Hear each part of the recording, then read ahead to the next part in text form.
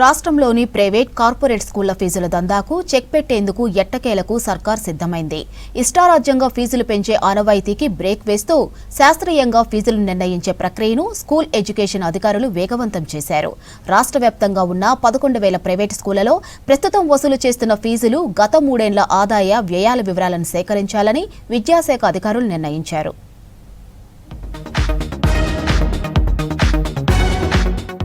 రాష్ట్రంలో కొన్ని private corporate ఫీజుల దందాపై సర్కార్ ప్రత్యేకంగా దృష్టి పెట్టింది. ప్రైవేట్ స్కూళ్లలో ఏ ఆధారంగా బేస్ ఫీజులను నిర్ణయించాలనే దానిపై అధికారులు కసరత్తు చేశారు.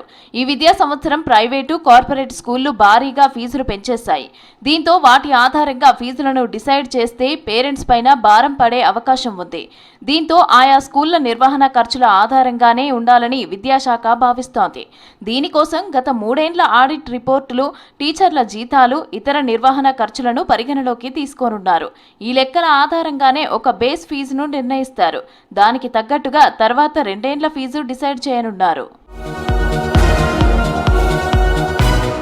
స్కూల్ లెవెల్ ఫీజుల కమిటీ ఆధ్వర్యంలోనే ప్రతి 2 ఏళ్లకొకసారి 8% వరకు ఫీజు పెంచుకునే వెసులుబాటును స్కూల్ యాజమాన్యాలకు కల్పించనున్నారు.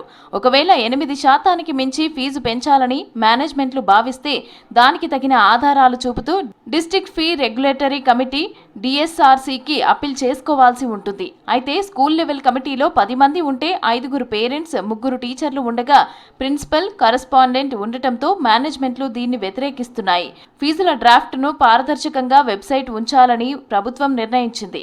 దీనిపై పేరెంట్స్, స్టూడెంట్లు, విద్యావేత్తలు, ప్రజల అభిప్రాయాలను, సూచనలు సేకరించనున్నారు. ఆ తర్వాతే దాన్ని ఫైనల్ చేయాలని సర్కారు డిసైడ్ అయింది. రాష్ట్రంలోని కార్పొరేట్ స్కూల్స్, కాలేజీల ఫీజులను కట్టడి చేయవలసిన అవసరం ఉందన్నారు విద్యావేత్తలు. ప్రతి అకాడమిక్ ఇయర్ ముందు స్కూల్ ఫీజులపైన చర్చ వస్తుంది. కానీ ఫీజుల నియంత్రణకు నిర్ణయాలు రాకపోవటం సరికాదన్నారు. గత కొన్ని సంవత్సరాలుగా ఫీజుల నియంత్రణపైన చర్చలు జరుగుతున్నాయని, కానీ ఎక్కడ కూడా పూర్తి స్థాయిలో అమలు కావటం లేదన్నారు విద్యావేత్తలు.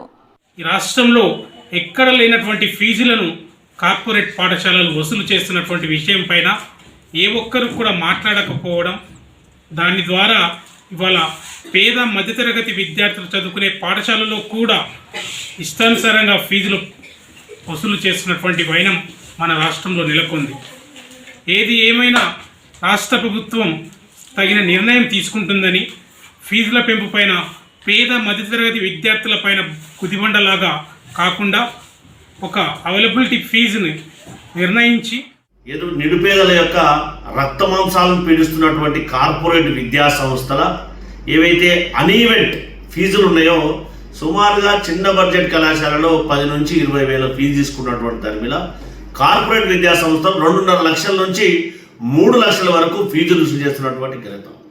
ఈ సమతుల్యాన్ని భర్తీ చేయవలసినటువంటి బాధ్యత ప్రభుత్వంపై ఉంది. కాబట్టి ఇప్పటికైనా పాఠశాలల్లో కానీ, ఫీజుల విషయంలో కానీ ఈ కార్పొరేట్ విద్యా సంస్థలు వసూలు చేస్తున్నటువంటి లక్షల రూపాయలు కోచింగ్ల రూపంలో ఏదైతే EPSET కానీ, దాంతోపాటు దాంతో మెడికల్ ఫీజులు కానీ, ఏదైతే కోచింగ్ల కోసం లక్షల కొద్ది వసూలు చేస్తున్నటువంటి సంస్థలపైన చర్యలు తీసుకోవాలని చెప్పి తెలంగాణ ప్రైవేట్ జూనియర్ కళాశాల సంఘం తరఫున ప్రభుత్వానికి అప్పీల్ చేస్తా ఉన్నాం. రాష్ట్రంలో కొన్ని కార్పొరేట్, ప్రైవేట్ విద్యా సంస్థలు విద్యను వ్యాపారంగా మార్చివేశాయని, ఫీజుల నియంత్రణ చట్టం అమలు చేయాలని ప్రభుత్వాన్ని కోరుతున్నారు పేరెంట్స్ అసోసియేషన్ సభ్యులు.